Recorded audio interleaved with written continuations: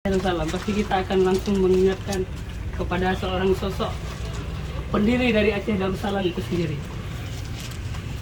Sultan Ali Mughayah Shah adalah seorang pelopor berdirinya Kesultanan Aceh Darussalam.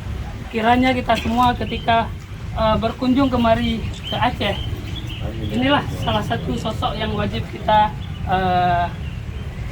makam yang wajib kita ziarahi. Tentang kiprah dan kepahlawanan beliau itu terekam di mana-mana. Salah satunya pada karya daripada Syekh Zainuddin Al-Malibari tentang kepahlawanan beliau. Ketika Portugis merebut seluruh bandar dari Persia hingga ke Indonesia Timur saat ini, hanya satu-satunya bandar Aceh yang tidak berhasil direbut oleh Portugis. Dan dia adalah Sultan Ali yang Al-Ghazi disebut dalam karya Zainuddin Al-Malibari. Kemudian tentang jejak-jejak kiprah Ali Mughayah Shah itu terekam dengan jelas pada batu nisan makamnya yang disebut sebagai Al-Ghazi fil Barri wal Bahri Yasruhundah. Dan itu selaras apa yang disampaikan oleh Syekh Zainuddin Al-Malibari. Kemudian kiprah beliau itu dilanjutkan oleh anak beliau yaitu Sri Sultan Salatinil Azman Alauddin Ainaya Shah. Pada masa Sultan ini Aceh menjalin hubungan yang sangat erat dengan Turki Utsmani. Dalam suratnya berbahasa Turki sebanyak 124 baris yang menyebutkan tentang 24.000 pulau yang setengahnya tidak berpenghuni dan setengahnya berpenghuni, dan dia bermazhab Syafi'i. Itu adalah wilayah yang merupakan wilayah naungan daripada Sultan Alauddin Ri'ayah Shah bin Ali Mughayah Shah, anak daripada Sultan Ali Mughayah Shah.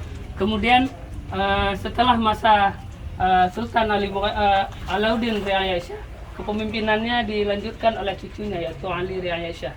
Sultan Ali Ri'ayah Shah ini disebutkan tentang pembebasan Malaka pada tahun 1575 dalam surat Ratu Elizabeth pada tahun 1600 Masehi.